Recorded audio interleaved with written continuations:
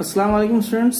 यहाँ पे तीसरी मिसाल कुछ इस तरीके से दो दर्जे मसावत की नोयत मालूम कीजिए। तो जब भी नोयत मालूम करना है तो हम डेल्टा कंपल्सरी मालूम करना है।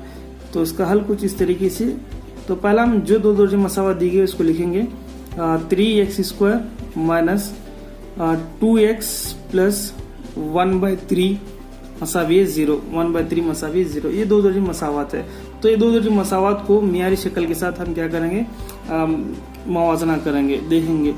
तो ax² जमा bx जमा c मसावी है 0। ये दो दर्जे मसावत की मियारी शक्ल है। तो चलिए यहाँ पे a की कीमत, b की कीमत और c की कीमत निकालते हैं। a की कीमत यहाँ पे कितनी है, a की कीमत a इक्वल टू कितना यहाँ पे 3 है, और b इक्वल टू यहाँ पे अगर गौर करेंगे तो b की कीमत यहाँ पे 2 नहीं है, मनफी अगर जब भी रहता है तो माइनस रहता है, तो माइनस के साथ इसको लिखना है। तो b इक्वल टू कितना होता है यहाँ पे, b इक्वल टू -2, और c इक्वल टू यहाँ पे कितना है, c equal to 1/3, c equal to 1/3। तो हमको a और b c की कीमतें, तमाम कीमतें मिल गए। तो अब सबसे पहला क्या करना है, ममीज की कीमत, ममीज मालूम करना है। तो ममीज के लिए फार्मूला बहुत ही आसान है। ममीज यानी डेल्टा मसावी है b² minus 4ac, b² minus 4ac, ये डेल्टा की कीमत है। तो डेल्टा का फार्मूला है।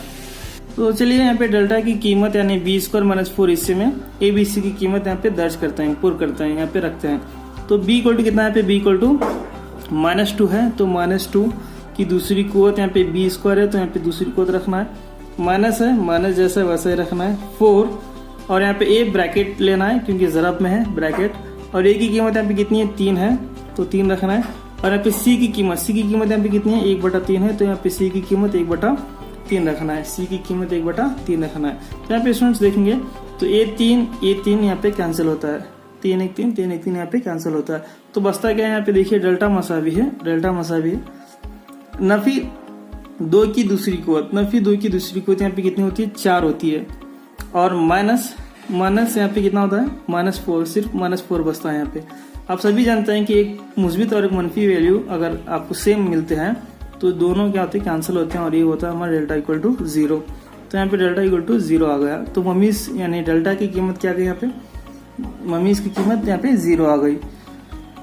तो उसके बाद स्टूडेंट्स आप सभी जानते हैं कि डेल्टा इक्वल टू 0, डेल्टा या तो डेल्टा के पास कितनी वैल्यूज रहते हैं, 3 ही वैल्यूज रहते हैं, या तो डेल्टा 0 आता है, या तो डेल्टा पॉजिटिव आता है, या तो डेल्टा नेगेटिव आता है।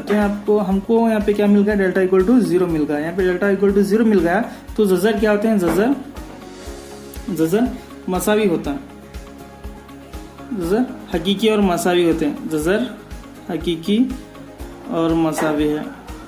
तो अगर डेल्टा इक्वल टू 0 आता है तो यहाँ पे हमने देखा कि जजर की नीयत क्या होती है उसकी, डेल्टा इक्वल टू 0 आया तो जजर हकीकी और मसावी होते हैं। स्टूडेंट्स हमने लास्ट 2-3 वीडियोस में हमने देखा कि हर एक तरह की मिसालें हमने हल की हैं। डेल्टा इक्वल टू अगर नेगेटिव है तो इसके जजर की कीमत किस तरीके से लिखना है, और डेल्टा इक्वल टू मुस्बित है तो वो जजर कीमत क्या होती है, हमने लास्ट 2 वीडियो में देखा। तो इस वीडियो में हमको डेल्टा इक्वल टू 0 मिल गया है। तो अगर डेल्टा इक्वल टू 0 आता है तो जजर हकीकी और मसावी है। तो स्टूडेंट्स आप सभी लास्ट 3 वीडियोस आप देखना चाहते हैं तो आई बटन पर क्लिक कीजिए, वहाँ पे तमाम किस्म की वीडियोस मिलते हैं। अगर डेल्टा इक्वल टू पॉजिटिव आया तो क्या होता है, डेल्टा इक्वल टू नेगेटिव आया तो क्या होता है, डेल्टा इक्वल टू 0 आया तो यहाँ पे क्या होता है, अभी हमने सॉल्व किए हैं। तो तमाम वीडियो को देखने के लिए आई बटन पर क्लिक कीजिए, और वहाँ से आपको बहुत सारी जानकारी मिलेगी। तो स्टूडेंट्स मिलेंगे नेक्स्ट वीडियो में कुछ और नई मिसालों के साथ। ये एग्जाम में बहुत ही इंपॉर्टेंट है, एग्जाम में कितने 2 मार्क्स के लिए आने वाला है, 2 मार्क्स के लिए आने वाला है। तो बहुत ही सिंपल, बहुत ही आसान है। मैं चाहता हूँ कि सभी स्टूडेंट्स इसको लिख कर आए, कोई भी स्टूडेंट ऐसा ना हो कि इसको मिस करके आए।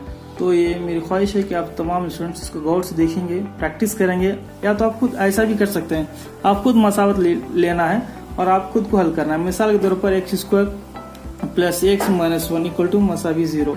तो यहाँ से आप a b c की कीमत मालूम करना है, डेल्टा लेना है, फिर डेल्टा की कीमत मालूम करना है, फिर ममीज लिखना है। तो स्टूडेंट्स अगर आप ऐसा करेंगे